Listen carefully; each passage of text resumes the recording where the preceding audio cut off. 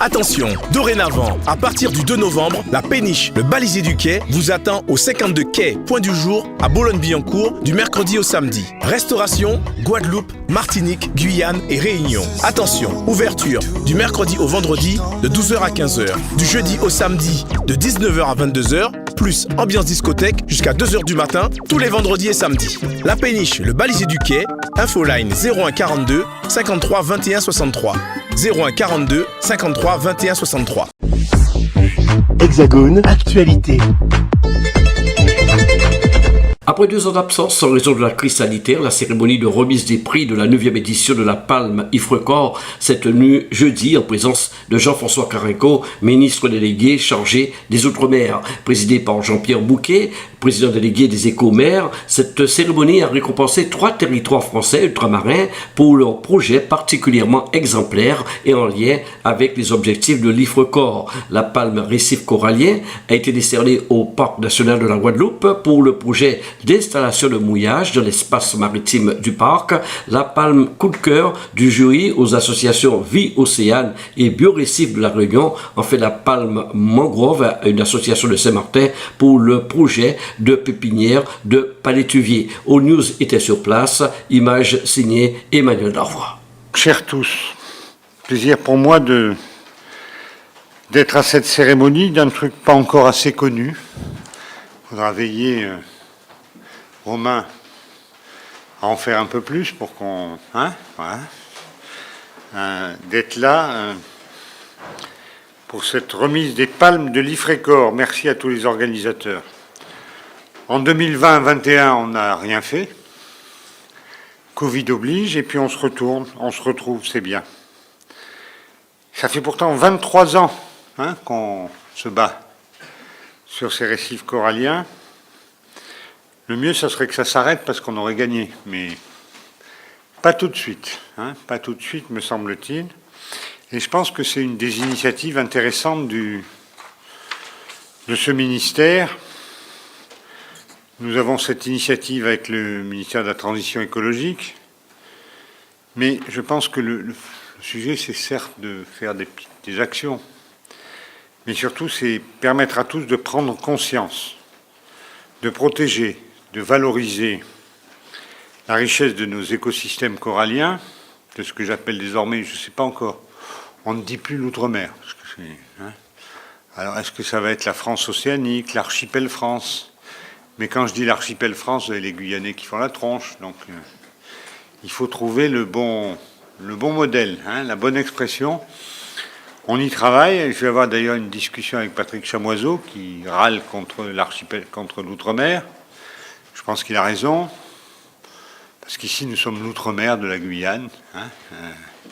Faut qu'on trouve le truc. France océanique, archipel, je ne sais pas. En effet, avec 55 000 km² de récifs coralliens et de lagons situés sur les 3 océans tropicaux, après l'Indonésie, l'Australie et les Philippines, nous sommes le 4e pays au monde pour ces récifs coralliens, et évidemment grâce à notre archipel français et la Guyane. Encore, je ne sais pas, il n'y a pas de récifs coralliens en Guyane. Non, ben voilà, l'archipel France pour les récifs coralliens. C'est 5000 km linéaires de récifs. C'est considérable. Et c'est considérable parce que ce sont les écosystèmes les plus riches et les plus productifs de notre planète.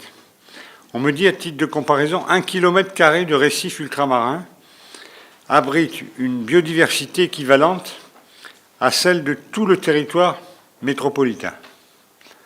On me dit que ce sont 100 000 espèces diverses et variées, espèces marines connues qui y vivent. C'est effectivement vital pour les écosystèmes marins, mais j'allais dire, après tout on s'en fout, c'est vital pour la planète. Faisons pas de communautarisme comme ça, là, même géographique. C'est juste vital pour la planète, pour nous, nos enfants, dans ce petit grain de sable, dans l'immensité de l'univers. Quand vous parlez en milliards de milliards d'années-lumière, on est petit. On est petit. Et donc, il faudrait quand même qu'on fasse l'effort d'eux. On fasse l'effort d'eux. À la fois lieu de frayère, de reproduction, d'abri de nourriture. Mais, au-delà de l'aspect c'est beau, c'est joli, on le préserve, c'est vital pour nos vies, nos économies, reproduction de poissons, protection des côtes, filtration des polluants, régulation du climat, activité touristique. Les récifs amortissent l'énergie des vagues. Et je pense à nos amis qui souffrent à Ouvéa, on va couper l'île en deux. À Miquelon, où l'île peut être coupée en deux, et en plus il faut refaire le village. Ça me choque pas trop parce qu'on l'a fait des dizaines de fois en métropole avec les barrages, donc on va y arriver. Mais ces îles qui se coupent en deux, j'étais avec le président Fritsch hier, je crois, avec des îles qui vont être submergées, 1 mètre, si ça monte d'1 mètre, on est cuit, quoi. Et donc j'ai pris l'initiative, c'est la DGOM qui est chargée de ça, je le dis pour qu'elle le fasse plus vite, d'essayer d'établir un dossier climatologie et outre-mer, en regardant ce qu'on fait mal, trop d'énergie fossile, en regardant toute la contribution qui est déjà là, forêt amazonienne, nos îles, nos récifs, en regardant ce qu'on pourrait faire de mieux, et en valorisant mieux cet apport à la planète, de l'outre-mer français, qui est considérable. J'ajoute que ces récifs amortissent, je le disais, l'énergie des vagues, protègent les herbiers, les mangroves, et ce sont des puits de carbone océaniques qui pèsent plus, qui agissent plus, on me dit 10 fois plus, j'en sais rien, en capacité de stockage que les forêts continentales. L'IFRECOR a, semble-t-il, démontré que la valeur économique directe était de 1,3 milliard d'euros par an. Je me méfie un peu de ces financiarisations des choses. Si la finance est un moyen, pourquoi pas? Si c'est juste pour toucher de l'argent, certainement pas. Non. Mais c'est considérable. Ces véritables forêts tropicales de la mer sont à l'évidence une richesse inestimable, mais ça nous interpelle. C'est quand même une vraie responsabilité qui pèse sur nous plus que sur le Luxembourg. Il faudrait qu'on y arrive ensemble. Et pour y arriver ensemble, c'est vous, parce que tous ces espaces, à la fois maritimes et terrestres, c'est ça le sujet, on est un mélange des deux, sont évidemment au cœur des dangers du fait du changement climatique, du réchauffement des eaux, de l'acidification. Notre boulot, votre boulot, enfin notre, tous ensemble, à l'intérieur de ce boulot, vous avez un rôle particulier, c'est de les surveiller, de les protéger. Le bilan de l'état de santé effectué en 2020 montre des résultats contrastés. On n'est plutôt pas mauvais dans les grands territoires. Pas mauvais parce qu'il n'y a pas beaucoup d'habitants, voire c'est inhabité. Je ne suis pas sûr qu'on émette beaucoup de CO2 ou on détruise beaucoup les îles du canal de Mozambique. Il n'y a personne, donc ça va. Surtout les TAF, c'est pas mal aussi, mais il y a des endroits où c'est plus compliqué. Dans le Pacifique, ou les îles éparses, on me dit que 70% des résultats sont positifs dans les stations qui agissent, mais plutôt dégradés dans les Antilles, à Mayotte, à La Réunion, où beaucoup de stations donnent des résultats préoccupants. Et donc, il nous faut ensemble agir.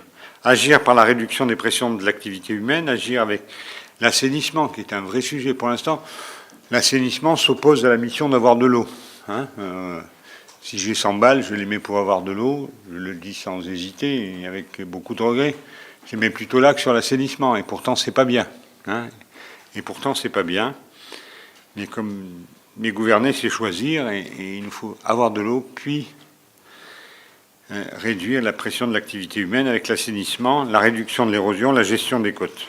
Ça, il y a un sujet, quand on n'a pas beaucoup d'argent, c'est la recherche et l'innovation. C'est la recherche et l'innovation. et agir, après recherche et innovation, sur des projets concrets.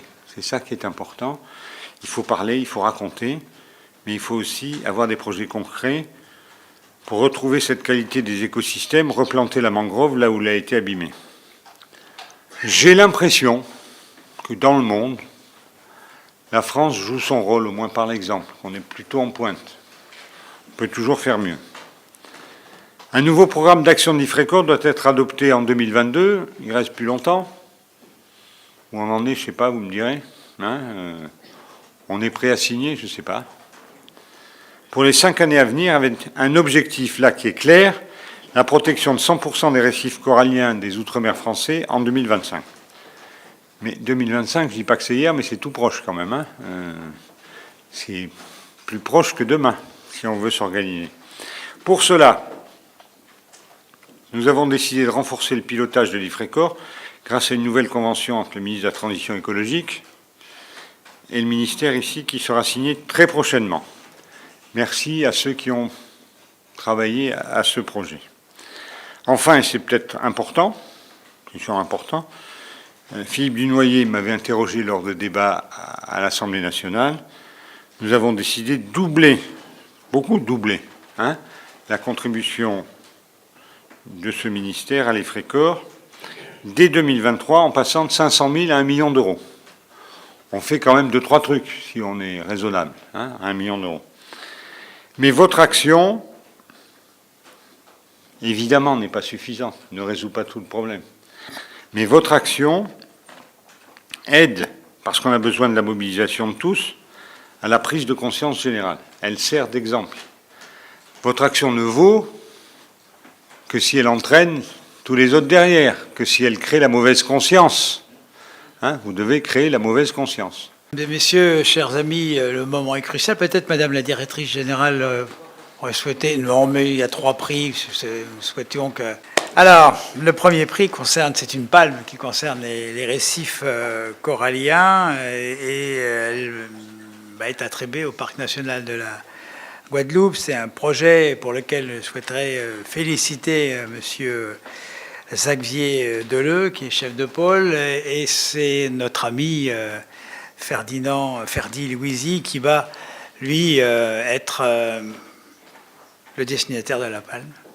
Et donc, j'ai eu plaisir de te complimenter et tu seras le porteur, évidemment, de cette félicitation et tu seras le porteur de cette palme. Bravo à toi.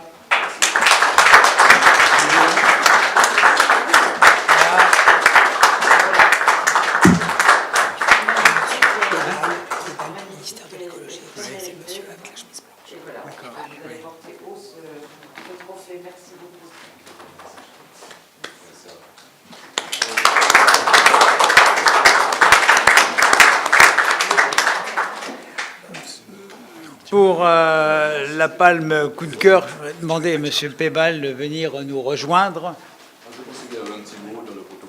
Alors, oui, non, mais à la fin.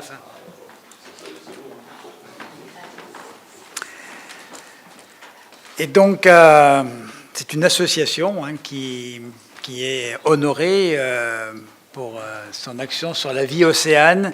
Et le porteur du projet, malheureusement, ça a été indiqué par le ministre, Monsieur Jean-Claude Martinier, nous a quittés. Et donc, c'est toujours avec pas forcément de l'émotion, mais que le travail engagé se poursuit. Et ce travail a effectivement été reconnu comme extrêmement important. Et donc, il est encouragé avec ce prix.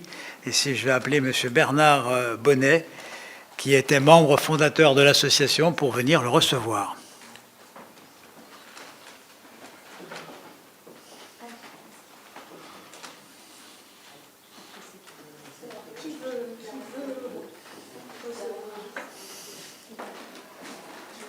Le coup de cœur. Quel coup de cœur.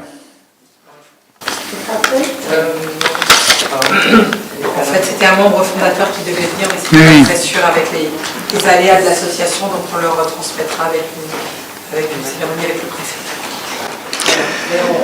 Donc le cœur il est. Oui, et on Voilà. C'est en hommage à la mémoire de Monsieur Martinier. Et puis arrive maintenant le tour de la palme mangrove, c'est l'association de gestion de la réserve naturelle de Saint-Martin qui va être mise à l'honneur avec son action qui est développée avec le soutien de la collectivité de Saint-Martin, de la fondation du Rotary Club toujours de Saint-Martin-Nord. Et donc ce projet a emballé le jury, je peux le dire. Et donc je vais appeler la personne qui est présente pour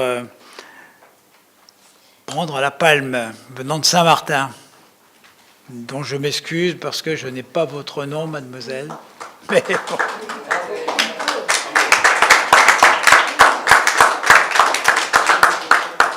Voilà, vous féliciterez monsieur Sébastien Machelach. Je féliciterai voilà. Et je lui donnerai la palme. Voilà, très bien. Vous venez de recevoir ici au ministère des Outre-mer la palme de l'Ifrécor. Donc c'est un moment solennel, mais aussi un moment représentatif pour le ministère des Outre-mer, mais aussi pour l'Ifrécor. Absolument. J'étais d'abord très honoré de recevoir cette palme pour le Parc national de la Guadeloupe par rapport à ce projet de mouillage écologique que nous avons mis en place pour la protection des récifs coralliens en Guadeloupe. Et ces valeurs d'exemple pour l'ensemble de l'Outre-mer et d'une manière générale pour la France, puisque le ministre de l'Outre-mer, M. Carenco, a bien fait mention de l'engagement de l'État français dans le cadre de l'initiative française pour les récifs coralliens, l'IFRECOR, qui nous remet cette année à la Guadeloupe cette palme. Et je suis vraiment très, très, très ravi. Et c'est une réponse claire que nous apportons à des solutions par la nature face à tous ces changements climatiques que nous subissons, que nous vivons, qui emmènent de la souffrance en ce moment, ces changements climatiques, et qui contribuent à beaucoup, beaucoup de difficultés. Si je dois prendre l'exemple de ma commune, Goyave, après le passage de la tempête Fiona, on a vu ce que ça peut provoquer. Les comportements de pays à l'extérieur, le manque d'initiatives comme celle que nous avons aujourd'hui avec l'IFRECOR, ce que ça peut avoir ce que ça peut engendrer comme conséquence sur des îles, et notamment les îles de la Caraïbe, les îles du Pacifique, où de plus en plus on se pose la question des réfugiés climatiques. Et donc je ne voudrais pas que demain nous puissions être dans ce lot de réfugiés climatiques. Donc il faut vraiment qu'on fasse tout pour lutter contre ça et passer par des solutions de la nature, changer nos comportements, accompagner nos acteurs économiques et faire en sorte que nous puissions réussir ce pari de l'écologie. Quelle est la place aujourd'hui de l'Ifrécor sur l'écologie ? Alors, grâce au travail de l'IFRECOR, la France est quand même au 4e rang mondial en matière de préservation et de protection des récifs coralliens. Et le ministre l'a annoncé, il faut aller encore plus loin pour créer des aires protégées par rapport à ce coraux. Et donc, l'IFRECOR qui rayonne à travers tous les océans, puisque la particularité de la France avec ses territoires ultramarins, c'est d'être présent partout, apporte cette contribution depuis le sommet de Rio sur la Terre, apporte ces éléments de réponse et montre que des pays, même si la France n'a pas au niveau de son continent des récifs coralliens importants, ces pays-là, ces grands pays industriels, peuvent contribuer justement à la lutte contre le changement climatique, à la lutte contre le réchauffement climatique et à la lutte pour la reconquête de la biodiversité. En Guadeloupe, c'est aussi le chlordécone, les sargasses. Y a-t-il des solutions pérennes ? Alors les solutions, elles sont engagées à la fois par le ministère des Outre-mer avec un plan sargasse par exemple. Il y a aussi un plan chlordécone. Mais par rapport à ces données de pollution, il faut aller encore plus loin et engager la communauté internationale. Et ce sera le rôle de la France, le rôle diplomatique de la France, de faire en sorte que les pollueurs qui sont à l'extérieur de nos territoires ultramarins et à l'extérieur de la France puissent payer. Et si on doit appliquer le principe de pollueur-payeur comme ça se fait en France, il faut appliquer ce principe-là en identifiant les pays qui provoquent ces dérèglements climatiques et qui polluent d'autres territoires et en leur demandant de payer. Il faut quand même qu'à un moment donné, ces pollueurs payent ces territoires qui n'ont rien demandé. Et je crois que c'est dans ce sens que va l'initiative française. On va la soutenir parce qu'autrement, la France ne pourra jamais dépenser les milliards d'euros qu'il faudrait pour rétablir l'équilibre écologique de la planète. Dans quelques jours, l'IFRECOR donnera une grande conférence à la Maison de l'Océan. Un mot sur ce sujet ? Alors, un mot à ce sujet pour dire que ce sera aussi l'occasion de parler de cette palme que nous avons reçue, cette palme d'or, que je considère, si on utilise un langage cinématographique. Un mot pour dire que cette conférence, elle est importante et qu'elle devrait mobiliser le plus d'acteurs possible. Et un mot encore pour dire qu'il nous faut communiquer parce qu'on voit le rôle des récifs coralliens, le rôle des coraux, qui sont de vrais organes vivants. On voit aussi le rôle des mangroves qui protègent nos territoires. Et on voit aussi les conséquences de la pollution, qu'elles viennent de la terre ou qu'elles viennent de la mer, sur ces organismes vivants qui sont indispensables à l'équilibre écologique de notre planète. Donc je salue cette initiative pour le 29 novembre de l'IFRECOR et j'encourage tout le monde, tout un chacun, quel que soit votre niveau de responsabilité, à prendre part à cette initiative française pour les récifs coralliens. Madame Pascale Jeannot, vous êtes membre de l'IFRECOR et vous êtes aussi océanographe. Quelle est l'analyse de l'IFRECOR aujourd'hui sur l'écologie en Outre-mer ? Alors, l'IFRECOR, c'est une initiative qui a maintenant bientôt 23 ans et qui est une initiative faite par le Premier ministre à l'époque pour réunir, si vous voulez, toutes les collectivités d'outre-mer qui ont des récifs coralliens et pour s'engager à essayer de bien les protéger, de mieux les gérer et de mieux les connaître aussi. Il ne faut pas oublier que la France est le 4e pays au monde pour ces récifs coralliens et donc nous avons une sacrée responsabilité. Donc l'IFRECOR regroupe un comité national et des comités locaux dans chaque collectivité d'outre-mer. Là, la semaine prochaine, nous allons avoir le comité national de l'IFRECOR et on fera le bilan des années passées et on va relancer un nouveau programme.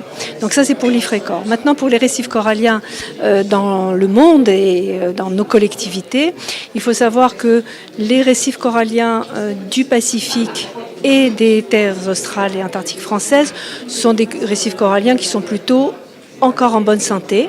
En revanche, les autres le sont moins du fait qu'il y a une population plus importante. Il faut savoir que 70% des récifs coralliens du Pacifique sont plutôt en bonne santé, alors que seulement 40% sont en bonne santé dans les autres collectivités. La Guadeloupe, la Martinique sont confrontés aux problèmes de sargasses et de la chlordécone. Des solutions sont-ils aujourd'hui envisageables ? Alors, le problème des sargasses est un problème dont on traite beaucoup, notamment à l'IFRECOR. On a traité de ce problème-là. Enfin, on a essayé de comprendre le phénomène. Donc, en effet, sur les récifs coralliens, il peut y avoir un impact, c'est clair.